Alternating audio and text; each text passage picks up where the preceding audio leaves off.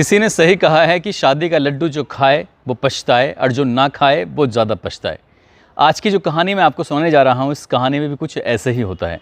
एक लड़का और एक लड़की आपस में एक दूसरे को बेइंतहा प्यार करते थे। हर पल वो एक दूसरे से बातचीत करना चाहते थे, एक दूसरे के साथ रहना चाहते थे। लेकिन जब पहली मुलाकात उनकी होती है और पहले ही उस रात की मुलाकात में वो एक दूसरे से इतना दूर जाने लगते हैं कि जो प्यार था वो पहली ही रात में काफूर हो जाता है। आज की कहानी वाकई अपने आप में दिलचस्प है और ये बताने वाली है कि जो सोशल मीडिया की ज़िंदगी है वो काल्पनिक है, उसे वास्तविक ज़िंदगी बिल्कुल भी ना समझा जाए। आदाब, नमस्कार, सत श्री अकाल। मैं उस्मान सैफ़ी। आज की जो सच्ची घटना मैं आपको सुनाने जा रहा हूँ, ये सच्ची घटना है बिहार प्रदेश का एक ज़िला है छपरा। दरअसल कहानी शुरू होती है बिहार प्रदेश के ही गोपालगंज का एक इलाका है बैकुंठपुर। यहाँ की एक लड़की जिसकी उम्र लगभग 17 साल के आसपास होगी, उसने 12th पास किया था। 12th पास करने के बाद अपने पापा अपनी माँ से कहती है कि मुझे पढ़ने के लिए दिल्ली जाना है, उसके लिए तुम मेरी मदद कर दो। लड़की ने जब अपने पापा को अपने बारे में बताया कि वो दिल्ली जाकर क्या पढ़ाई करना चाहती है, तो इसी के लिए घर वाले तैयार हो जाते हैं, क्योंकि हाई स्कूल और इंटर में उसके मार्क्स जो थे बहुत अच्छे थे, अच्छे नंबरों से वो पास हुई थी। परिवार को उस पर पूरा भरोसा था, इसलिए उसका जो टिकट था वो दिल्ली के लिए कटवा देते हैं। दिल्ली में तो उसे जगह मिलती नहीं है, इसलिए वो गुरुग्राम में रहना शुरू कर देती है और गुरुग्राम में रह कर वो आगे के बारे में सपने संजो रही थी, आगे के बारे में कुछ करना चाहती थी। एक दिन उसने अपना फेसबुक पर अकाउंट भी बनाया। फेसबुक पर अकाउंट बनाने के बाद जब उसके फेसबुक के लगातार पन्ने दर पन्ने पलट रही थी, तभी एक रिक्वेस्ट आती है, फ्रेंड रिक्वेस्ट। उस फ्रेंड रिक्वेस्ट को वो स्वीकार कर लेती है और ये मामला था मार्च 2023 का। जैसे ही फ्रेंड रिक्वेस्ट को स्वीकार करती है, बातचीत का सिलसिला शुरू होता है। सामने एक लड़का होता है, वो लड़का अपने आप को राहुल बताता है, कहता है कि वो बिहार के छपरा का रहने वाला है। लेकिन जब उसके बारे में पता किया जाता है तो पता चलता है कि लड़का 16 साल का है, लड़की 17 साल की और लड़का जो उसे मिलता है वो 16 साल का। लेकिन हाई स्कूल में फेल हो गया है, इसलिए उसने आगे की पढ़ाई जारी नहीं रखी। अब इन दोनों की बातचीत का सिलसिला शुरू होता है, कभी हिंदी में तो कभी भोजपुरी में। लड़की होशियार थी तो उसे अंग्रेज़ी भी सिखाने लगती है और उसे मोटिवेट कर रही थी कि देखो, जो पढ़ाई तुमने छोड़ दी है उस पढ़ाई को छोड़ना नहीं है, बल्कि आगे पढ़ाई करना है। जब ये दोनों एक दूसरे से बातचीत क्या करते थे, अब ऐसा कोई वक्त नहीं था, रात हो या दिन हो, हर वक्त बस कोशिश रहती कि नोटिफिकेशन कोई बेल आएगी, उसके बाद देखेंगे कि उसने क्या कहा है। कभी मैसेंजर चेक करते थे तो कभी ये देखते थे कि कौन सा अपडेट किया गया है। दोनों की बातचीत का सिलसिला लगातार बढ़ता चला जाता है। वो दोनों एक दूसरे के इतने करीब आने की कोशिश कर रहे थे, ये फैसला करते हैं कि क्यों ना हम दोनों शादी कर लें। जब बात शादी की आती है तो लड़का 16 साल का होता है, लड़की 17 साल की होती है।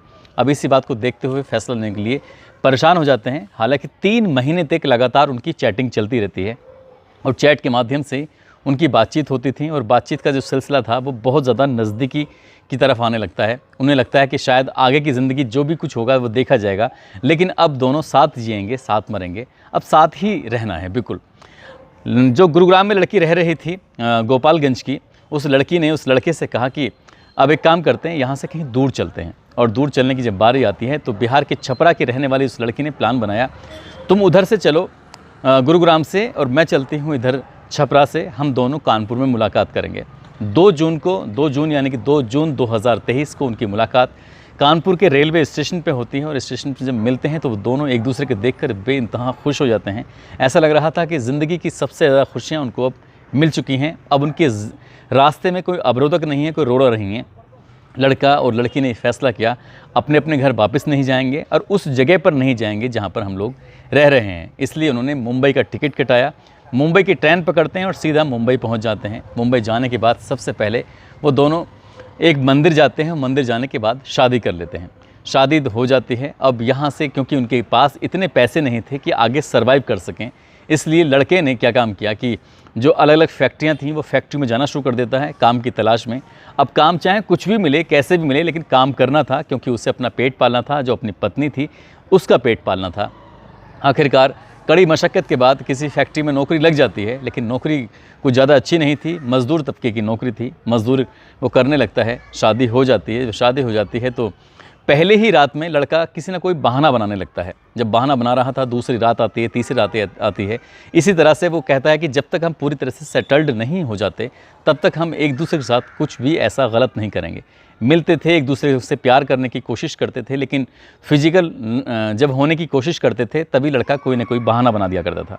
इसी तरह से रहते रहते 14 दिन हो जाते हैं और 14 दिन होने के बाद लड़की ज़बरदस्ती से ज़िद करने लगती है कि वो उनसे प्यार करती है और उसके साथ फिजिकल होना चाहती है। जब इसी ज़िद पर वो अड़ जाती है, तब अड़ने के बाद जब उस लड़के को देखती है तो दरअसल वो लड़का था ही नहीं, वो लड़की होती है। अब जब वो अपने सामने अपने पति को लड़की के रूप में देखती है तो उसकी पैरों तले ज़मीन खिसक जाती है, समझ नहीं पाती कि आखिरकार इसने इतना बड़ा धोखा क्यों दिया। वो बातचीत करती है, पूछती है कि तुमने ऐसा क्यों किया, तुम लड़की हो और लड़के के भेष में तुम रहती हो, दिखती बिल्कुल लड़के के जैसे हो, कपड़े बिल्कुल वैसे पहनती हो, तुम्हारे बाल वैसे हैं, बोलने का अंदाज़ तुम्हारा वैसा है, लेकिन जब तुम लड़की हो तो ये लड़कों वाला भेष क्यों बनाया हुआ है। वो कहती है कि मैं तुमसे प्यार करने लगी थी। अब लगा था, जब इस तरह की बातें होती हैं तो लड़की इस बात को लेकर बहुत ज़्यादा परेशान हो जाती है, चिढ़ जाती है।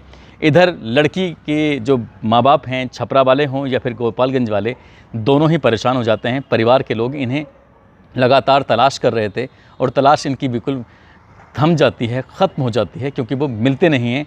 कभी लड़की को छपरा के इलाके में ढूंढा जा रहा था तो उस लड़की को गुरुग्राम और दिल्ली के इलाके में ढूंढा जा रहा था। उसके संपर्क में जितने भी लोग थे उनको भी तलाश किया जा रहा था। इन दोनों के पास जो मोबाइल होते हैं, दोनों अपने अपने मोबाइलों को अपने अपने घर पर छोड़ के आते हैं, इसलिए संपर्क के जितने भी रास्ते थे वो सब बंद हो चुके थे।